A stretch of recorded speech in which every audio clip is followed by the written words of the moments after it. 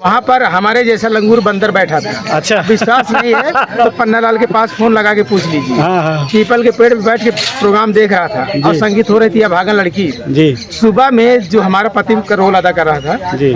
मेरा रोल था कि पति की सारी प्रॉपर्टी लिखा के उसे गोली मारना। अच्छा अच्छा। उसकी सारी प्रॉपर्टी लिखा के जब बंदूक उठाए उसे गोली मारने के लिए तभी वो बंदर आ गया स्टेज पर। अच्छा। उसकी लाठी लेके मुझे दौड़ा मारने के लिए। अच्छा। अगर मैं भागा नहीं होता ना तो मुझे मारता भी काटता भी। मतलब सभी दर्शकों को नमस्कार। जैसे कि आप लोग देख रहे हैं, आप लोगों के सामने जो सुंदर सी छवि दिख रही है बहुत ही गजब, बहुत ही मस्त कलाकार की है। तो आइए भैया जी से मिलते हैं और जानते हैं कि इनके जीवन में क्या संघर्ष रहा है, कैसे कैसे संघर्ष करके आज एक बहुत ही गजब, बहुत ही मस्त नौटंकी पार्टी चालू किए हैं। तो भैया जी नमस्कार। नमस्ते भैया। क्या नाम भैया आपका? भैया मेरा नाम सुरेंद्र कुमार गौतम है जी। कहाँ के रहने वाले हैं? बेहदौल क्लब प्रतापगढ़। जी, बेहदौल कला। वहाँ से तो बहुत सारी नौटंकियाँ पार्टियाँ चलती हैं।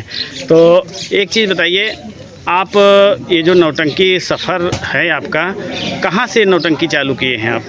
सर जी हम नौटंकी सफ़र तो 1998 से चालू किए हैं। 1998? जी हाँ। बहुत पुराने कलाकार हैं भैया जी। तो सबसे पहले आपका सफ़र कैसे रहा है, कैसे नौटंकी में आ गए हैं? नौटंकी में इसलिए आए, हमारे चाचा जी थे जी। राम खिलावन के यहाँ। क्या नाम था आपके चाचा जी का? हमारे चाचा जी का नाम स्वर्गीय रामई था। जी जी। क्या करते थे नौटंकी में? वो राम खिलावन जी के यहाँ सेठ का काम करते थे। अच्छा अच्छा अच्छा। कर्ज कलेजे दर्द में जी जी। सेठ गिरधारी लाल काम किए हैं। अच्छा अच्छा। और उन्हीं के लड़के हैं जो आज सेठ बिहारी लाल का काम किए हैं, हमारे मैनेजर साहब। अच्छा अच्छा अच्छा अच्छा। तो उन्हीं को देख करके मेरी चॉइस बढ़ी। अच्छा अच्छा। अब पहले तारा बानो की कैसेट चली थी, यारी गोरी है जी। ये सारी कैसेट मुझे मोहजबानी रिपीट था। पढ़ाई में भी नंबर 1 थे जी। लेकिन थोड़ा परिस्थिति डाउन थी, इसलिए 1993 में 8वीं क्लास पास करके छोड़ दिए। जी जी। थोड़ा परिवार में आगे बढ़ने के लिए सोचने लगे, कमाई में जी जी। आगे बढ़ने लगे। फिर उसके बाद नौटंकी की चॉइस लग गई। 1998 में नौटंकी चालू कर दी जी। तो 10 साल मैराम के यहाँ थे और उसके बाद 6 साल साधु सिंह पटेल सिठौली टंकी जी जी वहाँ पर की। थे। हाँ जी।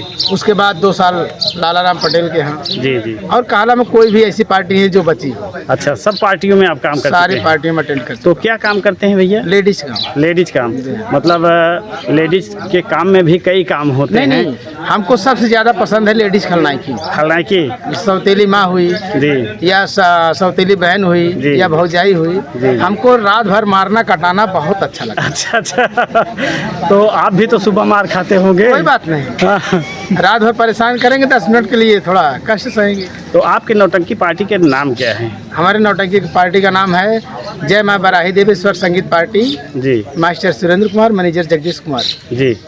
और आप एक चीज़ बताइए, ये जो आप इतना बड़ा परिवार लेकर चलते हैं नौटंकी पार्टी का, तो इसमें मतलब सब निजी रहते हैं या फिर कैसे कैसे करते हैं? फिलहाल तो अब लेके चल रहे हैं तो समझ लो जी निजी हैं। जी जी। तो ये आप नौटंकी पार्टी का मन कैसे हुआ कि चलिए हम नौटंकी पार्टी चालू करते हैं? हाँ, बहुत अच्छी बात पूछी सर जी। जी।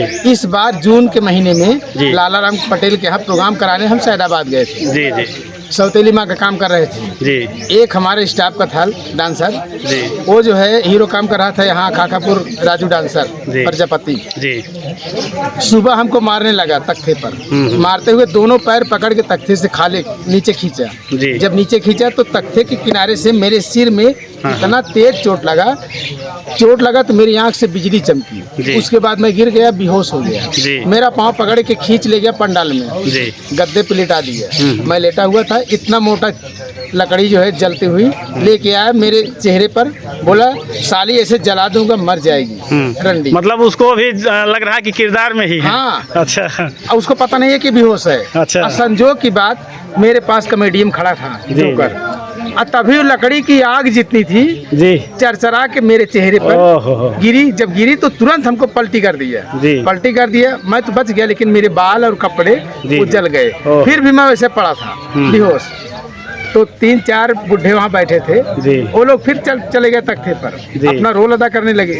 और तब से वो चारों बुढ़े खड़े हो गए और लगे गाली देने वाले, तुम्हें लगा है कि वो जो है वैसा पड़ा है, उसके सिर में चोट लग गई है, अगर वो मर जाएगा तो सारे बाराती और पूरे पार्टी वाले जेल चले जाओ। जी, बात तो सही बोले।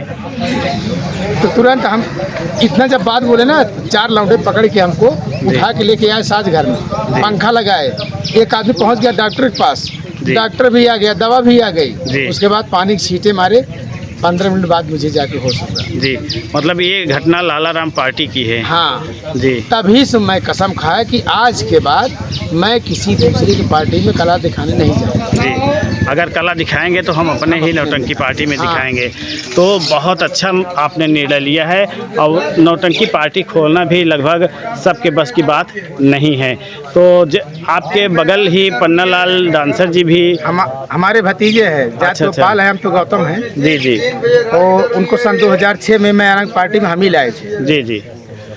सारा ज्ञान जो है हमारा ही दिया हुआ है। अच्छा अच्छा। लेकिन सन 2009 में जी मामा भांजे के यहाँ जब लड़के कम हो गए तो हमें और पन्नालाल को लिवा के गए। तो मामा भांजे बोले, किसान बोले कि दोनों रह जाओ। मैं बोला कि नहीं, मेरा घर दूर है, मैं घर का अकेला हूँ। जी जी। अभी इनकी शादी नहीं हुई है, चाहे जहाँ रह सकते हैं। जी जी। मेरे बीवी हैं, बच्चे हैं। जी। तो मैं इतनी दूर प्रोग्राम नहीं कर सकता। जी। वो वहाँ पर टिक गए तो थोड़ा कला उनके पास ज़्यादा हो गए। फिलहाल वो थोड़ा लाइट में है, हमको तो देख रहे हो। नहीं नहीं, धीरे धीरे सब कुछ हो जाता है। आज अगर वो लाइट में है तो हो सकता है कि कल आप भी लाइट में हो जाएंगे। और आपका शायद बहुत ज़्यादा प्रोग्राम नहीं है, दूसरा तीसरा प्रोग्राम है हमारे जानकारी में।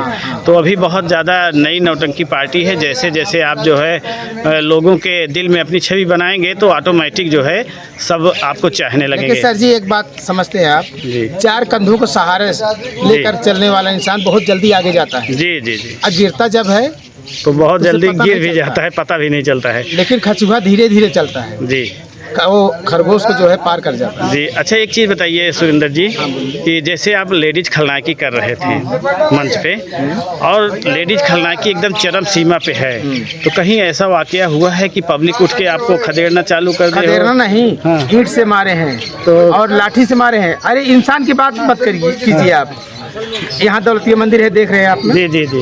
वहाँ पर हमारे जैसा लंगूर बंदर बैठा था। अच्छा। विश्वास नहीं है तो पन्नालाल के पास फोन लगा के पूछ लीजिए। हाँ। पीपल के पेड़ पे बैठ के प्रोग्राम देख रहा था और संगीत हो रही थी अभागन लड़की। जी। सुबह में जो हमारा पति का रोल अदा कर रहा था, जी, मेरा रोल था कि पति की सारी प्रॉपर्टी लिखा के उसे गोली मारना। अच्छा अच्छा। उसकी सारी प्रॉपर्टी लिखा के जब बंदूक उठाए उसे गोली मारने के लिए, तभी वो बंदर आ गया स्टेज पर। अच्छा। उसकी लाठी लेके मुझे दौड़ा मारने के लिए। अच्छा। अगर मैं भागा नहीं होता ना तो मुझे मारता भी, काटता भी। मतलब इतना भयानक कार्य था। जब रोल अदा करने लगता हूँ भैया, देखो बुरे मत मानिएगा, मेरे पता नहीं क्या जुनून सवार हो जाता है।